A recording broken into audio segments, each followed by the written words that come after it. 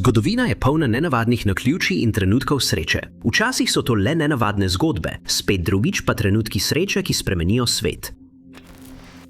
Številka 10. Vojna dveh rož je bila zapleteno obdobje, kjer je lahko vsaka bitka obrnila tok celotne vojne. Bitka pri Bormerjevem križišču je bila ena ključnih bitk med vojno in je privedla do tega, da je Edward iz Marča bil razglašen za kralja Anglije, vendar njegove zmage morda ne bi bilo brez naključnega astronomskega dogodka. Manj kot 2 meseca pred bitko pri Bormerjevem križišču je v bitki padel Richard, vojvoda Yorški, skupaj s svojim drugim sinom Edmundom. Vojna se je v veliki meri začela kot boj za oblast med vojvodo Yorškim in kraljem Henrikom VI. Kralj se je spopadal z duševnimi težavami. Ko je bil preveč bolan, da bi vladal, je moral vojvoda prevzeti oblast. Ko je bil spet zdrav, je moral kralj ponovno prevzeti nadzor od vojvode, kar pa ni bilo lahko. Čeprav Richard ni bil več živ, se je vojna nadaljevala in njegov najstarejši sin Edward je prevzel njegovo pravico do prestola. V začetku februarja 1461 je zbral čete za bitko v Herefordshireu, nedaleč od valižanske meje. Edward se ni neposredno soočal s kraljem, temveč z njegovimi najbližjimi zavezniki. Med njimi sta bila Owen Tudor, kraljev pastorek, in Jasper Tudor, kraljev polbrat. Natančno število na vsaki strani je še vedno predmet razprav med zgodovinarji. Zapisi navajajo, da je imela vsaka stran med 2000 in 3000 ljudi, vendar tudi, da so v bojih izgubili življenje 4000 ljudi, kar nakazuje, da so morale biti vojske precej večje. Dan pred bitko je bil praznik očiščenja blažene device Marije, ki je bil razmeroma pomemben dogodek v verskem koledarju. Tistega dne so Edwardovi vojaki na nebu videli 3 sonca. Vsa so se zdela ločena in različna med seboj. Sprva so to razumeli kot slab znak in nekateri so se začeli bati, da bitka ne bo šla v njihovo korist. Toda Edward je to videl kot obljubo. Trdil je, da 3 sonca predstavljajo Sveto Trojico in da je to blagoslov za bitko. Nenavaden prizor je dvignil moralo in Edwardova vojska je na to zmagala. Danes vemo, da so bila 3 sonca pojav parhelijev. To povzročajo ledeni kristali in visoki oblaki, ki lomijo sončno svetlobo. Zmaga Edwarda ne more biti v celoti pripisana zgolj moralni spodbudi zaradi naključnega pojava parhelijev. Verjetno je imel boljšo vojsko od obeh. Podrobnosti o bojnih strategijah niso preživele stoletij, zato je res nemogoče z gotovostjo reči, kaj je bil odločilni dejavnik za zmago. Številka 9. V drugi polovici 20. stoletja je Kitajska dosegla več pomembnih napredkov na področju znanosti in tehnologije. V nenavadnem naključju so 3 moški, ki so bili v ospredju teh napredkov, vsi nosili isto ime. Izraz Triječani se nanaša na 3 moške, rojene v začetku 20. stoletja, ki so spodbujali znanstvene inovacije.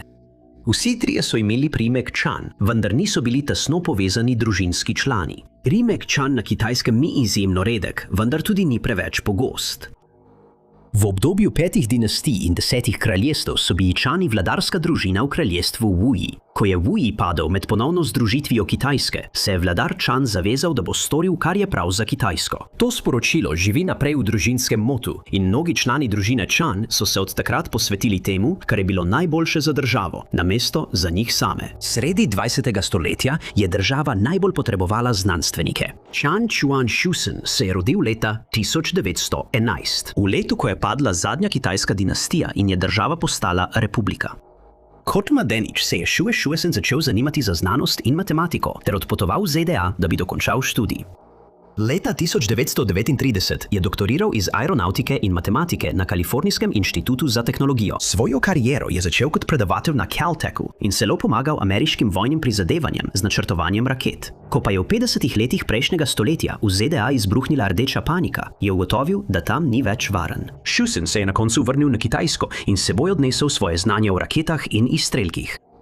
Ko je Kitajska začela svoj vesoljski program, je Xue Shuesen svetoval, naj se najprej osredotočijo na izstrelke. Ti niso potrebovali ponovne uporabe, kot so jo rakete, in bi jih bilo lažje proizvesti. Prav tako bi kitajskim znanstvenikom pomagali pridobiti znanje in izkušnje, potrebne za izdelavo bolj zapletenih plovil, ki bodo kmalu sledila. Xue Shuesen je postal znan kot oče kitajskega vesoljskega programa in je pomagal oblikovati raketno in vesoljsko tehnologijo v državi. Ko je umrl leta 2009, so ga žalovali številni, ki so se desetletja učili pod njegovim vodstvom. Leto po njegovem rojstvu se je rodil drugi od 3 Čanov.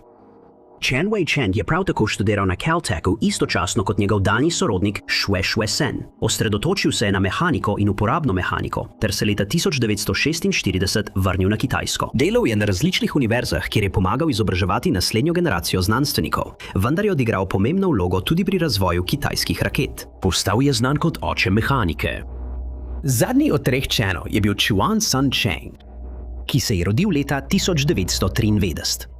Kot mladenič je študiral jedrsko fiziko in bil študent hčerke in zeta Marie Curie. Leta 1948 se je vrnil na Kitajsko in postal pomemben član kitajskega jedrskega načrtovanja. Leta 1956 je pomagal oblikovati prvi kitajski 12-letni znanstveni načrt in dosegel pomemben napredek, ne le v kitajskem razumevanju jedrske cepitve, temveč tudi v celotni znanstveni skupnosti. Sun Chang je bil pomembna osebnost v kitajskih prizadevanjih za izdelavo jedrskega orožja in se ga danes spominjajo kot očeta kitajskega atomskega orožja.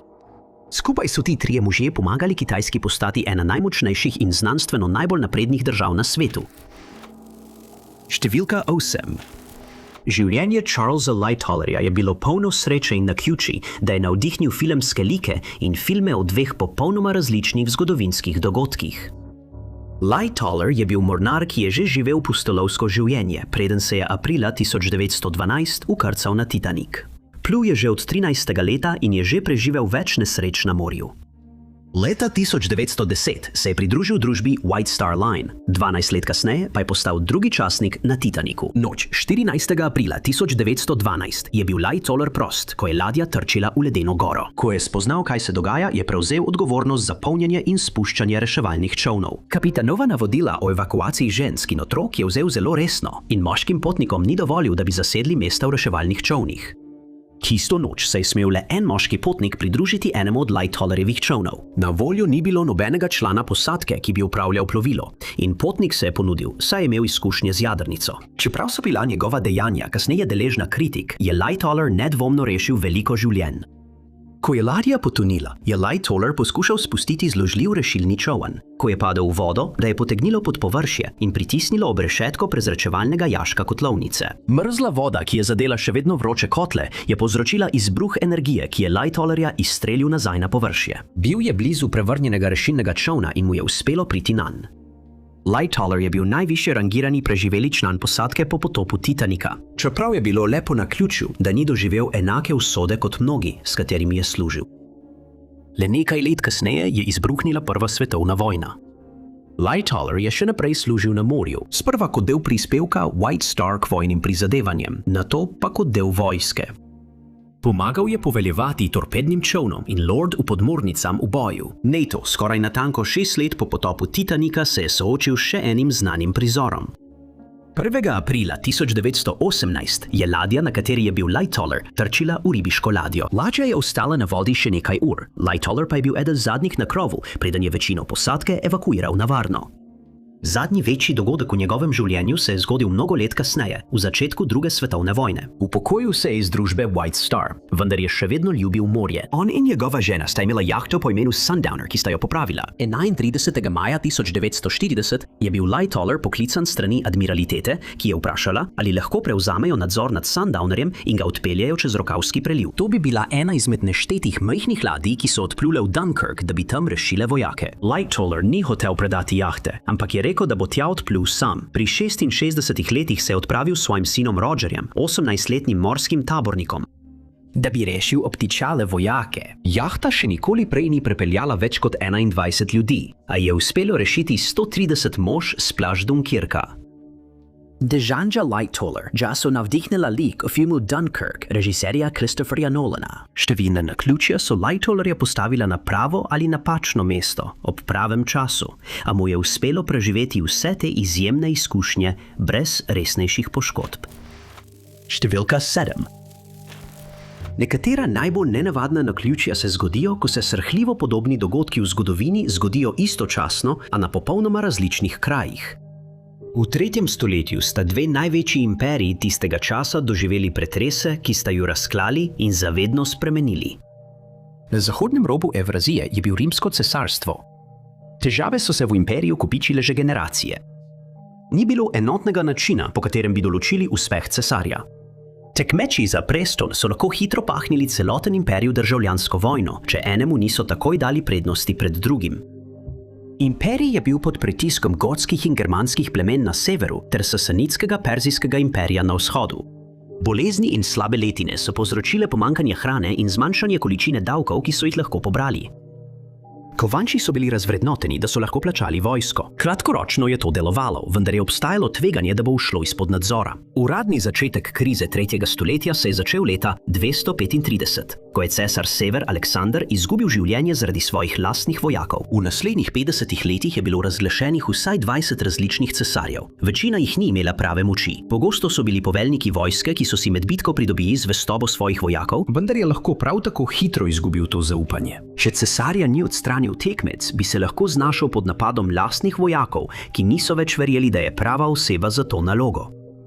Ko se je kriza nadaljevala, se je imperij razdelil na 3 različne dele. Na severu in zahodu so Galija, Španija in Britanija izstopile iz Galijskega imperija. Levant in Egipt sta postala Palmirsko cesarstvo. Ti dve novi cesarstvi nista nujno bili v uporu proti pravemu imperiju, ampak sta se poskušali zaščititi pred napadi od zunaj, bodisi pred germanskimi plemeni ali Sasanidi. Leta 270 je cesar Aurelian prevzel nadzor nad cesarstvom. Uspelo mu je ponovno združiti in vrniti Galsko in Palmirsko cesarstvo v rimsko oblast ter ustaviti večino spopadov. Kriza se je nadaljevala še desetletje po Aurelianu, vendar je nato oblast prevzel Dioklecijan, ki je uvedel politične in gospodarske reforme, ki so rimsko cesarstvo ohranile pri življenju še stoletja.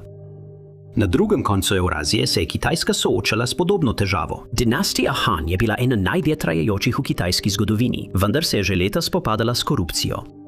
Pravi vladarji niso dolgo zdržali na prestolu, večino moči pa so imeli eunuhi. Visoki davki in lakota so povzročili upor med kmeti. Vojaki so bili bolj zvesti vojskovodjem kot cesarju. Sčasoma so ti vojskovodje izkoristili to moč. Dinastija Han je uradno propadla leta 220, le 15 let pred uradnim začetkom rimske krize. Kitajska je bila razdeljena na 3 kraljestva, ki so bila v vojni med seboj vse do tisočleta 280, ko je cesar Wu iz dinastije Jin ponovno združil Kitajsko. Prekrivanje teh dveh kriz je bilo popolnoma nepovezano in naključno. Časovnice nam pomagajo razmisliti o tem, kako veliko ločenih dogodkov v zgodovini ni bilo ločenih po času, temveč le po geografiji. Številka 6. Leta 1936 se je premožen plemič preselil na podeželsko posestvo na angleškem podeželju. Kolikor so lahko presodili njegovi sosedje ali novi prijatelji, ni bilo na njem nič nenavadnega ali sumljivega. A moški je izginil tik pred začetkom vojne in ljudje so hitro ugotovili, da so imeli med seboj vohuna. Po naključju je bil moški, ki je živel čez cesto, prav tako vohun, vendar je delal za nasprotno stran. Robert Trick je bil baron, rojen v Latviji. Bil je dobro izobražen in so ga imeli za spodobnega in premožnega aristokrata. Ko je prvič prispel v Anglijo, je prišel z zgodbo, ki bi mu zlahka pridobila naklonjenost mnogih njegovih vrstnikov. Med oktobrsko revolucijo je bil prisiljen zapustiti svoj dom, njegovo premoženje pa so zasegli boljševiki. Trick je očitno še vedno imel dovolj denarja, da je lahko igral vlogo premožnega aristokrata. Najel je dvorec Luckington Manor, veličastno posestvo v Wiltshireu v osrčju Anglije. Posestvo je bilo opremljeno z dragim pohištvom in umetninami. Na posestvo so pripeljali tudi služabnike in 5 čistokrvnih konj.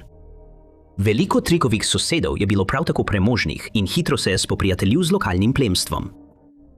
Sprejeli so ga v lovsko društvo Beaufort, kjer je bil glavni lovec vojvoda Beaufort. Vojvoda je v Buckinghamski palači opravljal tudi funkcijo dvornega jezdeca. Drug član lova je bil Stuart Menzies. Menzies je prihajal iz premožne družine in je študiral na koledžu Eton. Bil je kapitan v Second Life Guards med Prvo svetovno vojno in je bil častno odpuščen po plinskem napadu leta 1915. Menzies ali katerikoli drug član lovske družbe ni vedel, da je bil Tricke vohun. Nemške obveščevalne službe so ga poslale v Anglijo, da bi zbiral informacije o angleški visoki družbi. Leta je prisluškoval pogovorom in posredoval informacije Nemčiji. Drugi del njegove naloge je bil, da poskuša novačiti ljudi za isti cilj. Poskušal je širiti sovražno ideologijo, ki se je širila v Nemčiji, vendar njegovi napori niso bili tako uspešni, kot bi si želel. Nekje med svojim 3-letnim bivanjem v dvorcu Luckington je Trick spoznal, zakaj bi bil prav Menzies lahko problem. Po odhodu iz Lifeguards se je diplomant Etona pridružil MI6. Takrat MI6 še ni bil tista velika obveščevalna sila, po kateri bi postal znan med vojno. Bil je razmeroma nepomembna veja vlade. Srečal se je s skepticizmom drugih vej vojske in čeprav je imel nekaj uspehov v prvi svetovni vojni, je bil še vedno razmeroma šibek. Menzies je napredoval v instituciji, odkar se ji je pridružil leta 1919 in je bil precej visoko, ko je Trike odkril, kdo je v resnici njegov sosed. Menzies ni bil le del MI6, ampak je bil tudi znan po tem, da je bil še posebej dober pri prepoznavanju nemških agentov. Zdi se, da nemška obveščevalna služba ni vedela ničesar o Menziesovi službi, ko so poslali Trikeja, da mu bo sosed, kar nakazuje, da sta dva vohuna, ki sta živela drug ob drugem, bila zgolj naključje ali nesreča. Leta 1939, približno v istem času, ko je bil Menzies imenovan za vodjo MI6, se je nemška obveščevalna služba odločila, da je najbolje, da Trikeja umaknejo iz te situacije. Umaknili so ga, če bi bila njegova krinka razkrita. In šele potem, ko je izginil, so Britanci ugotovili, da je s Trikejem nekaj narobe. In njegove stvari v dvorcu Luchington so zasegli, vendar je samemu moškemu uspelo pobegniti. Številka 5. Življenje Richarda III. In njegove najožje družine je polno srhljivih naključij. Eden najbolj srhljivih je par temačnih dogodkov, ki ju loči natanko eno leto. 9. aprila 1483 je Richardov starejši brat, Edward IV., umrl v Westminsterski palači. 12 let prej je bil razglašen za kralja drugič po letih bojevanja med vojno rož. Toda 12 let Edwardove druge vladavine je bilo razmeroma mirnih. Kralj je imel dva sinova in hčerko in verjetno je pričakoval, da bo krono brez težav predal svojemu najstarejšemu sinu, ko bo umrl. Ta smrt je prišla veliko prej, kot je kdorkoli pričakoval. Star je bil le 40 let, ko je nenadoma zbolel. O točnem vzroku njegove bolezni so učenjaki razpravljali vse od njegove smrti. Med teorijami so pljučnica in tifus ali bolezen, ki bi jo lahko povzročila ena od številnih Edwardovih afer. Kakorkoli že, ko je umrl, je bil njegov sin Edward razglašen za naslednjega angleškega kralja. Toda Edward V. je imel komaj 13 let in nikoli ni dočakal kronanja. On in njegovi sorojenci so bili razglašeni za nezakonske, prestol pa je namesto tega prevzel Edwardov stric Richard III. Edward in njegov mlajši brat sta bila nastanjena v kraljevskih prostorih v londonskem Towerju, ko sta skrivnostno izginila. Richard je bil kronan 6. julija na skupni slovesnosti s svojo ženo. Na slovesnosti je manjkal njun sin, prav tako po imenu Edward. Edward iz Merotona je bil Richardov edini zakoniti sin. Nažalost je v zgodovinskih zapisih malo podrobnosti o njem, vključno z njegovim točnim datumom rojstva, ki je bil med letoma 1473 in 1476. Edward je morda bil bolehen otrok, kar bi lahko pojasnilo, zakaj so ga redko videli zunaj Middletona. Septembra 1483 je bil uradno imenovan za valižanskega princa, vendar po zgodovinskih zapisih takrat ni mogel hoditi in so ga morali nositi na nosilih. Spomladi 1484 sta kralj in kraljica odšla na uradno turnejo po kraljestvu, znano kot kraljevski obisk. Mladi princ ni bil z njima. Po enem viru je bilo mogoče, da so Edwarda pustili za seboj kot simbol novega režima na severu, vendar je bolj verjetna teorija, da je bil preprosto preveč bolan, da bi potoval. Kljub temu niti kralj, niti kraljica nista sumila, da bo bolezen tako uničujoča, kot je bila. Po kronistih iz skoraj istega časa je Edward umrl v nekaj dneh po prvi obletnici smrti svojega strica. Točen datum nikoli ni bil določen, vendar je pogosto zapisan kot 9. april 1484. Tudi če je bilo tole v prvi polovici aprila, bi srhljiva naključja za Richarda izgledala kot slab znak, še posebej, ker je njegova žena umrla le nekaj mesecev kasneje. Številka 4. Karel Veliki je znan kot eden največjih kraljev v zgodovini, saj je združil imperij, ki se je raztezal čez današnjo Francijo, Nemčijo in Italijo. Toda če ne bi bilo naključnega časovnega sovpadanja ob eni nenavadni smrti, usoda frankovskega kraljestva bi bila lahko zelo drugačna. Le 3 leta po rojstvu Karla Velikega je njegov oče Pipin Mali dobil še enega sina, Karlomana.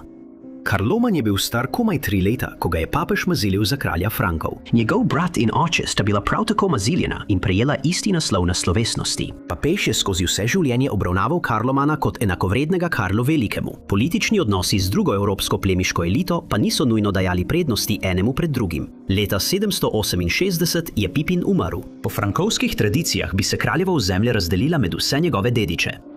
V Pipinovem kraljestvu je bil jasen motiv in očitna razdelitev. Njegovo cesarstvo je obsegalo 2 tradicionalni kraljestvi, Neustrijo in Austrazijo, ki sta obsegali zahodni oziroma severovzhodni del cesarstva. Toda Pipin ni razdelil kraljestva po teh mejah. Namesto tega je Karloman dobil notranjost kraljestva, medtem ko je Karel Veliki dobil obroč ozemelj, ki so obkrožala njegovega brata. Karlomanova ozemlja so bila lažje branljiva, vendar so bila tudi revnejša območja. Zakaj je bila izbrana takšna delitev, je še vedno nekoliko skrivnost. Vendar obstaja teorija, da je Pepin skušal pokazati, da je cesarstvo še vedno združeno, a ga vodita dve različni osebi. Nažalost se zdi, da se Karel Veliki in Karloman v tem obdobju nista dobro razumela. Karloman je imel komaj 17 let, ko je postal kralj. Karel Veliki pa je imel le 21 let. Koliko sovražnosti je bilo med obema bratoma, je predmet razprav med zgodovinarji, vendar je gotovo, da so bili trenutki, ko so se stvari med njima zelo zaostrile.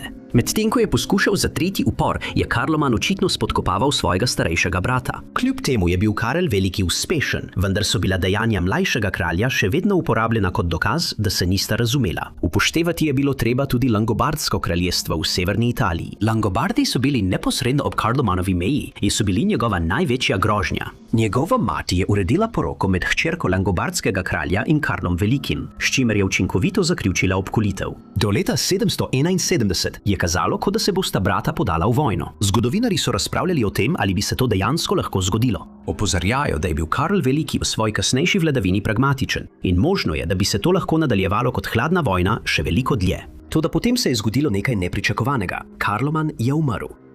Točen vzrok ni znan, čeprav je zapisano, da je imel močno krvavitev iz nosu. To je bil verjetno simptom nečesa drugega. Ne verjamejo, da je Karel Veliki imel kakršnokoli povezavo s smrtjo svojega brata.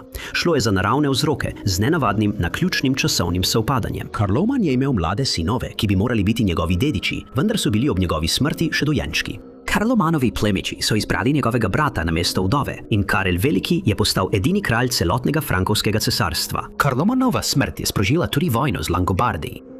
Karel Veliki jih ni več potreboval, da bi držal svojega brata pod pritiskom in je kmalu po Karlomanovi smrti zavrgal svojo ženo. Frankovski kralj je hitro osvojil Langobardsko kraljestvo in še dodatno razširil cesarstvo. Če bi Karloman živel le malo dlje, bi se zgodovina lahko odvila povsem drugače in za stoletja spremenila podobo Evrope. Številka 3. V samo nekaj urah so 4 močni potresi stresli 3 različne države ob Pacifiku. Ko so se začele reševalne akcije, so ljudje ugibali, kakšna povezava bi lahko obstajala med temi potresi. Vendar pa so po mnenju znanstvenikov bila le 2 od 4 kakorkoli povezana. Tresenje se je začelo malo po 7:50 zjutraj, 24. junija 2026 v Redwood Valleyju v Kaliforniji. Po nekaj mesecih močnega tresenja so se potresi umirili in večina ljudi, ki jih je občutila, je lahko ponovno vstala na noge. Ta zvezna država je eno najbolje pripravljenih območij na svetu na potrese. Ta je imel magnitudo 5,6, kar ni bilo zanemarljivo, vendar ni povzročilo prevelike škode.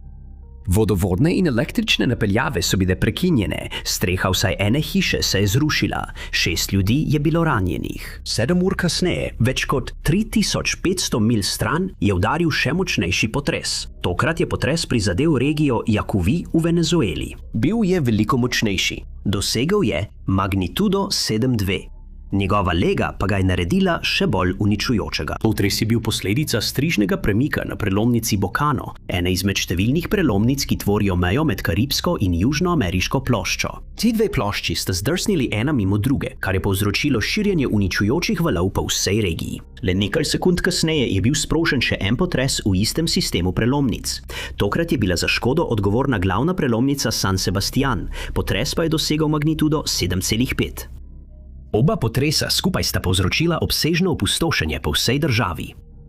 Prestolnica Caracas in zvezna država La Guaira sta bili posebej močno prizadeti. Stavbe na teh območjih niso bile zasnovane tako, da bi prenesle toliko tresenja. Več kot 80% stavb se je porušilo. Iskanje in reševalne akcije so se takoj začele, vendar je tudi več kot mesec dni po potresu več 10.000 ljudi še vedno pogrešanih. Najmanj 5500 ljudi je izgubilo življenje. Venezuelski dvojni potres je bil daleč najbolj grozljiva naravna nesreča v teh 24 urah, vendar ni bila zadnja. Na drugi strani Pacifika se je koledarski datum že prevesil 25. junij. Vendar je dejansko minilo manj kot 30 minut, po venezuelskem potresu, ko je še en potres stresel obalo Japonske. Bilo je malo po 7:30 zjutraj, ko se je začelo tresenje. Epicenter je bilo 35 km vzhodno-severovzhodno od Ivateja. Vendar je bil potres dovolj močan, da so ga čutili tudi na obali. Stotine zgradb je bilo poškodovanih, 10 ljudi je bilo ranjenih v potresu. Nekatere vodovodne cevi so bile prav tako poškodovane. Ker je v enem dnevu ob robu Tihega oceana prišlo do toliko močnih potresov, so mnogi ugibali, da mora obstajati povezava med temi tremi dogodki. Možno je, da en potres sproži drugega, kar se je zgodilo tudi v Venezueli, vendar se to običajno zgodi znotraj istega prelomnega sistema, potresi pa so med seboj razmeroma blizu. Venezuelski potres sploh ni bil povezan s Pacifiško ploščo, ki je bila odgovorna za druga dva potresna dogodka.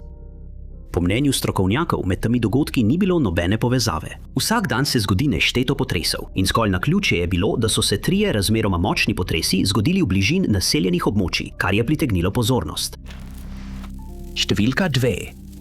Med 2. in 5. septembrom 1666 je strašen požar zajel središče mesta London in na tisoče hiš je bilo uničenih, prav tako tudi javne stavbe. Po požaru so se mnogi ozrli nazaj na znane jasnovidce in poskušali povezati njihove napovedi s požarom. Večino jih ima smisel šele s pogledom nazaj, vendar pa je ena napoved izstopala zaradi svoje srhljive naključne natančnosti. Po katastrofi so državljani iskali nekoga, ki bi ga lahko okrivili.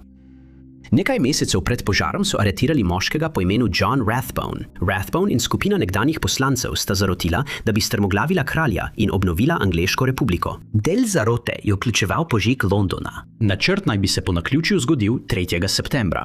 Datum je bil izbran deloma zato, ker je bil pomemben za angleške republikance. To je bila obletnica 2 zmag Oliverja Cromwella med državljansko vojno. Izbrali so ga tudi zato, ker se je ujemal s horoskopom. 14 let prej je William Lilly napisal knjigo Monarchy or No Monarchy in England. To je bila serija prerokb za Anglijo, napisanih kot hieroglifi. Temeljil jih je na sanjah, ki jih je imel, in dejal, da segajo daleč v prihodnost. Simboli na risbah so jih lahko razvozlali tisti z astrološkim znanjem, ki so razkrili, da gre za horoskope. 2 od teh risb sta še posebej pomembni.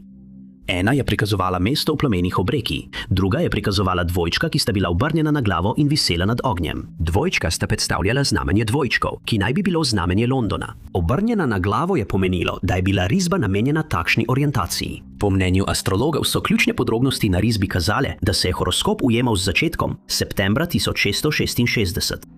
Druga risba ni podala datuma, vendar je bilo lahko opaziti podobnosti med mestom in Londonom. Ko je parlament iskal možne vzroke za požar, so se obrnili na Williama Lillyja. Lilly je bil že znan kot astrolog. Med vojno je bil parlamentarist, vendar je napovedoval za obe strani. Bil je najvidnejši astrolog v Angliji, njegov portret pa je bil najbolj razširjen takoj za kraljevim, saj se je pojavljal v njegovih knjigah.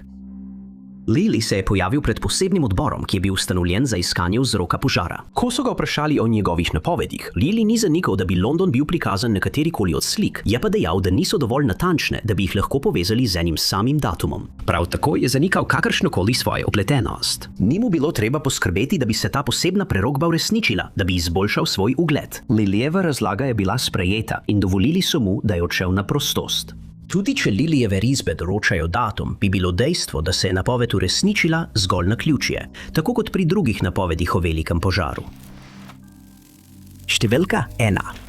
12. junija 2025 se je v Gujaratu v Indiji zgodila grozljiva letalska nesreča. 260 ljudi je izgubilo življenje, vključno skoraj vsemi na krovu letala. Edini preživeli je bil moški, ki mu je uspelo pobegniti iz razbitin. Novica o njegovem preživetju je bila na naslovnicah po vsem svetu, kar je tajskega pevca spodbudilo, da je opozoril na srhljivo naključje med letom in nečim, kar se mu je zgodilo desetletja prej. Let Air India 171 naj bi poletel z letališča Amritsar v Gujaratu v Indiji do letališča London Gatwick v Združenem kraljestvu. Letalo je vzletelo malo po 43 po lokalnem času in začelo rutinsko potovanje z 242 člani posadke. Pilot je bil izkušen in pred vzletom ni bilo ničesar, kar bi jih opozorilo na kakršnekoli skrbi. Nekaj sekund kasneje pa je letalo začelo izgubljati višino in se zaletelo v stavbo dijaškega doma medicinske fakultete, le miljo od vzletno pristajalne steze. Takoj po nesreči se je razlito gorivo vžgalo in razbitine so zajeli plameni. Od 242 ljudi na krovu je uspelo pobegniti. le eni osebi. Vishwas Kumar Ramesh je bil 40-letni Britanec, ki je potoval nazaj v Anglijo s svojim bratom. Sedel je na 11A v izhodni vrsti tik pred krili letala. Uspešno je preživel začetni trk in nato opazil odprtino v trupu letala. V času nesreče ni mogel ugotoviti, ali se je stena letala zlomila ali pa se je med trkom odprl izhod v sili. Pobegnil je skozi odprtino in so ga posneli, kako odhaja stran od razbitin, preden se je začel širiti požar. Zgodba o čudežnem preživetju Rameša je prišla na naslovnice časopisov po vsem svetu. Za Rameša je bilo v zgodbi več kot le njegovo čudežno preživetje. V nesreči je izgubil brata in začel trpeti za posttraumatsko stresno motnjo. Njegova številka sedeža se je pogosto pojavljala v novicah in pritegnila pozornost Jamesa Lloyda Cusacka, tajskega pevca in igralca. Leta 1998 je bil Lloyd Cusack eden izmed 146 ljudi na krovu leta Thai Airways International 261, ko je letalo strmoglavilo med poskusom pristanka na letališču Sarat Thani. Med obema nesrečama ni veliko podobnosti. Novejša nesreča se je zgodila med vzletom, medtem ko se je prejšnja zgodila med pristajanjem. Vzrok za obe nesreči očitno ni enak. Čeprav je preiskava nesreče iz leta 2025 še vedno v teku. Letala sama po sebi nista bila niti istega tipa, vendar je obstajala ena srhljiva podobnost. Lloyd Cusack je bil eden od le 45 ljudi, ki so preživeli nesrečo Thai Airways in sedel je na sedežu 11A. Pevč je svojo zgodbo delil na družbenih omrežjih. Ni imel svoje vozovnice ali vstopne karte, zato tega ni mogel dokazati. Vendar je delil načrt sedežev, ki je prikazoval njegov položaj v letalu in dejal je, da mu je zgodba povzročila kurjo polt. Strokovnjaki za letalske nesreče so poudarili, da ni mogoče določiti najvarnejšega sedeža v letalu, saj je vsaka nesreča drugačna. Tudi če je položaj Rameša blizu vrat pripomogel k njegovemu pobegu, mu to ni nujno pomagalo preživeti začetnega trka. 11A je bil tudi na drugem mestu na tajskem letu, kar dokazuje, da je bilo res zgolj naključje, da sta imela ta dva srečna sedeža isto številko. Najlepša hvala, da ste gledali. Če vam je bil ta video všeč, pritisnite gumb všeč mi je. Ne pozabite se naročiti in klikniti zvonček za obvestila, da boste na tekočem z vsemi našimi prihodnjimi videi. Moje ime je Ty Nots in se vidimo v naslednjem videu.